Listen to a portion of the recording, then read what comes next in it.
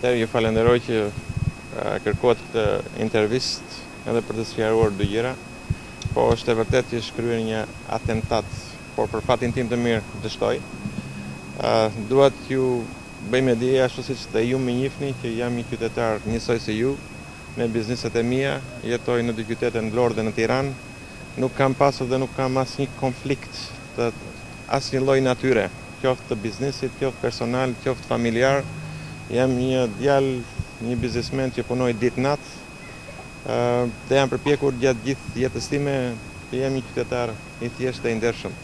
Këtë duat sepse nga dita e djeshme ka pasur një interesim jashtëzakonisht të madh nga kolegët tuaj nga Tirana dhe nga Vlora, dhe është më mirë ta dëgjoni prej meje që po, ishte një atentat jo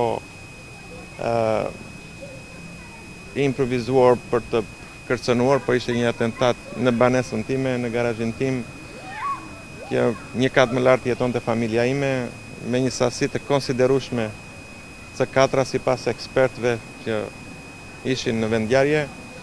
Kështu që jam me fat që sot jetoj. Si zbuluat?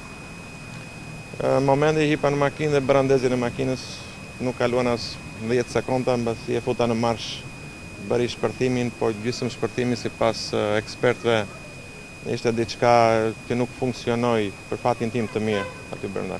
Keni kërkuar mbrojtje? Ju është ofruar mbrojtje? Po, kam kërkuar mbrojtje për familjen, sepse këtë të drejtë ka çdo qytetar i këtij vendi.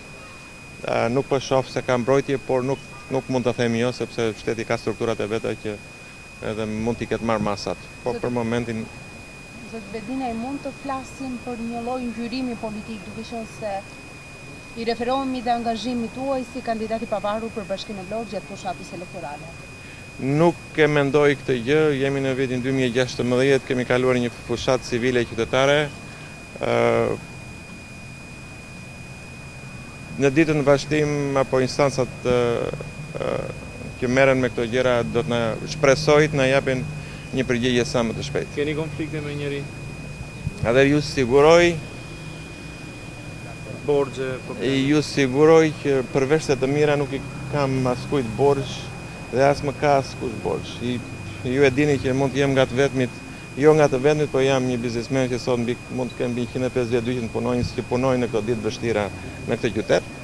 Dhe kam një marrëdhënie perfekte me të gjithë, qoftë kolegë në fushën time, qoftë në bizneset tjera që unë kam. Më keni parë që shëtis gjatë gjithë kohës, natë, ditë, jam totalisht i lirë dhe nuk i kam dhe nuk më ka asnjëri detyrime. Përveç se partnerit ton, bankave, që dhe me të cilat jam në mënyrë absolute perfekt. Marrëdhënien time me bankat. Ky është i vetmi borxh siç e kanë gjithë biznesmenët, kam edhe unë. Keni pasur kërcënime? Nuk kam pasur asnjë lloj kërcënimi dhe asnjë lloj qoftë edhe kërcënim më të vogël. Mbas atentatit, çfarë keni bërë? Keni marrë në pyetje dhe keni pasur kontakte të tjera nga ana e strukturave të shtetit? Kam dhënë vetëm deklaratë në ditën e parë që ndodhi ngjarja, dhe nga ai moment nuk kam pasur më kontakte nga strukturat e shtetit. Por siç ju thash pak më parë që ata kanë strukturat e veta, bëjnë punën e tyre dhe shpresoj dhe këtë e theksoj që në ditë vazhdim kërkoj me ngulm që të kem një përgjigje se pse ka ndodhur kjo. Në rast të kundërt, në ditën vazhdim mund ta kem edhe unë një përgjigje. Për sa i përket mbrojtjes, cila është kërkesa juaj dhe cili është mesazhi juaj? Atë mesazhi im dhe mesazhi çdo qytetari i këtij vendi, në rast se i ndodh diçka e tillë, strukturat e shtetit duhet të marrin të gjitha masat për mbrojtjen e familjarëve, sepse e kemi këtë të drejtë, jemi taksapagues, jemi qytetar këtij vendi, e kemi këtë të drejtë nga struktura shtetërore të na afrohet mbrojtja, dhe nëse jemi kriminala të na çojnë atje ku kemi vendin si kriminala, por nëse jemi qytetar të na mbrojnë si qytetar dhe të jetojmë të lirë. Ju thatë që shteti nuk ka asnjë emër, në ditën e vimit do të kem ndonjë emër së ndonjë. Çfarë i referoni kësaj? Të gjithë po punojmë që unë ta gjej shkakun që edhe unë të më njihni ashtu siç do më të keni atë që keni për mua. Mos të kemi devijime të konceptit Vasil Bedinaj e njihni ndryshe dhe na doli ndryshe. Çfarëdo lloj konkluzioni, jo të vërtet, që mund të përpiqet dikush të hedhi ndaj meje, ju siguroj që do jetë diçka për të mbuluar të vërtetën.